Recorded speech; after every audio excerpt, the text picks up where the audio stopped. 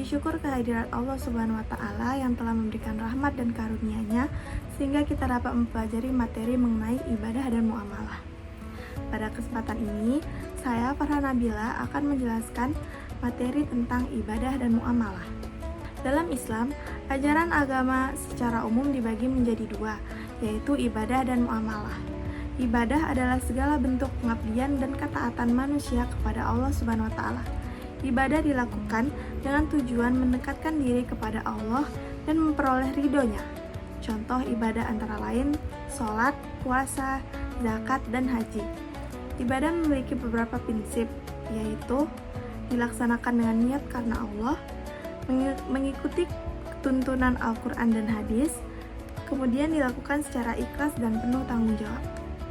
Melalui ibadah, seorang muslim dapat meningkatkan keimanan, ketakwaan, serta membentuk akhlak yang baik dalam kehidupan sehari-hari. Selain ibadah, Islam juga mengatur muamalah. Muamalah adalah hubungan atau interaksi manusia dengan sesama dalam kehidupan sosial dan ekonomi. Ruang lingkup muamalah meliputi jual beli, sewa menyewa, hutang piutang, kerjasama, dan berbagai aktivitas ekonomi lainnya.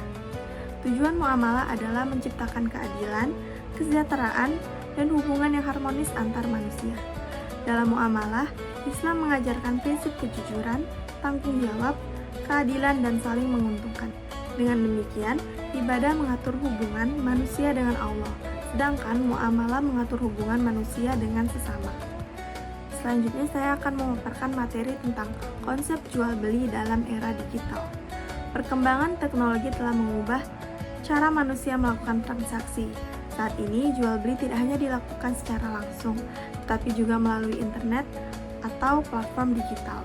Dalam Islam, hukum jual beli pada dasarnya adalah boleh selama memenuhi syarat dan rukun yang telah ditentukan. Rukun jual beli meliputi penjual dan pembeli, barang yang diperjualbelikan, harga atau nilai tukar, ijab dan qabul atau kesepakatan. Pada era digital, transaksi dilakukan melalui marketplace, media sosial maupun aplikasi belanja secara daring. Contohnya adalah pembelian pakaian, makanan, atau barang elektronik melalui aplikasi. Agar sesuai dengan syariat Islam, jual beli digital harus memenuhi beberapa prinsip. Di antaranya yaitu barang yang dijual harus halal, harga dan kualitas barang harus jelas, tidak ada unsur penipuan, dilakukan atas dasar kerelaan kedua belah pihak, dan tidak mengandung riba, ghohar atau ketidakjelasan, dan perjudian. Penjual harus memberikan informasi yang jujur mengenai produk yang dijual. Sementara itu, pembeli juga harus melakukan transaksi dengan itikat baik. Jual beli digital memberikan banyak manfaat seperti kemudahan bertransaksi, efisiensi waktu, dan jangkauan pasar yang lebih luas. Namun terdapat pula risiko seperti penipuan, barang tidak sesuai, dan penyalahgunaan data. Oleh karena itu, seorang muslim tetap harus menerapkan nilai-nilai kejujuran, amanah, dan tanggung jawab dalam setiap transaksi digital. Materi selanjutnya yaitu ada konsep munakahat. Munakahat adalah hukum Islam yang mengatur tentang pernikahan dan kehidupan keluarga. Kata munakahat berasal dari kata nikah yang berarti perkawinan. Pernikahan dalam Islam merupakan ibadah dan sunnah Rasulullah SAW. Tujuan pernikahan antara lain membentuk keluarga yang sakinah, mawadah, dan rahmah, menjaga kehormatan diri, melanjutkan keturunan, dan menciptakan ketentraman dan kasih sayang dalam keluarga. Dalam Islam terdapat rukun nikah yaitu calon suami, calon istri, wali nikah, 2 orang saksi, dan ijab serta qabul. Selain rukun, terdapat pula syarat-syarat yang harus dipenuhi agar pernikahan sah menurut syariat. Konsep munakahat juga mengatur hak dan kewajiban suami istri. Suami berkewajiban memberikan nafkah, perlindungan, dan bimbingan kepada keluarga. Sementara istri memiliki kewajiban menjaga kehormatan diri, mengelola rumah tangga dengan baik, dan saling mendukung dengan suami.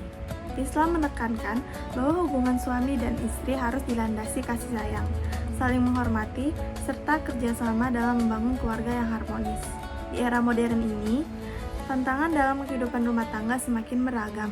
Oleh karena itu, pemahaman tentang munakahat sangat penting agar keluarga dapat dibangun berdasarkan ajaran Islam. Materi selanjutnya yaitu faraid, hukum waris dalam Islam. Faraid adalah ilmu yang mempelajari pembagian harta warisan menurut ketentuan syariat Islam.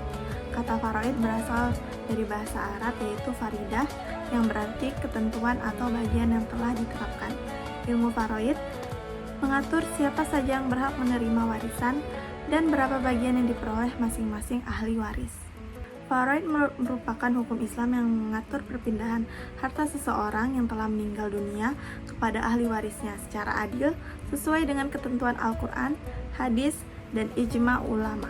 Tujuan faraid adalah mewujudkan keadilan dalam pembagian harta, mencegah perselisihan dalam keluarga, menjaga hak ahli waris, melaksanakan ketentuan Allah SWT, serta memperkuat hubungan kekeluargaan. Dasar hukum faraid yaitu hukum waris Islam dijelaskan dalam Al-Quran, terutama dalam surah An-Nisa ayat 11, 12, dan 176. Ayat-ayat tersebut menjelaskan bagian ahli waris secara rinci sehingga pembagian harta dilakukan berdasarkan ketentuan syariat.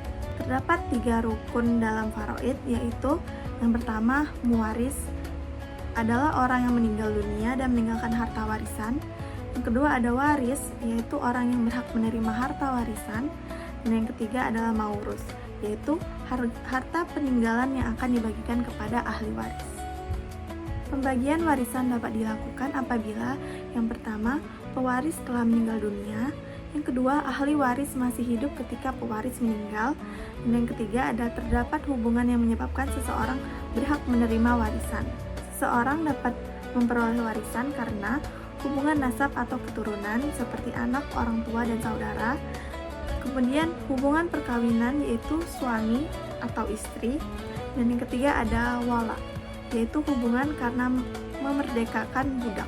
Beberapa hal yang dapat menghalangi seseorang menerima warisan antara lain yaitu ada pembunuhan terhadap pewaris, kemudian ada perbedaan agama menurut ketentuan fikih klasik, dan yang terakhir ada status perbudakan pada masa lalu. Ahli waris terdiri atas ayah, ibu, suami atau istri, anak laki-laki, anak perempuan, kakek dan nenek, serta saudara kandung dalam kondisi tertentu.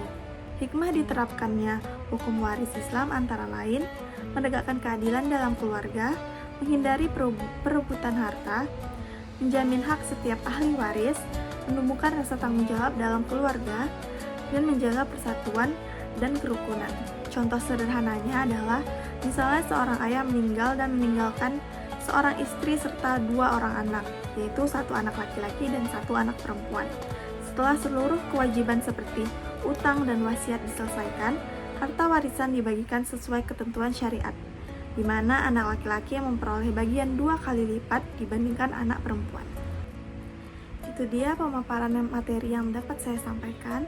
Lebih dan kurangnya saya minta maaf. Wabillahi taufiq wal hidayah. Wassalamualaikum warahmatullahi wabarakatuh.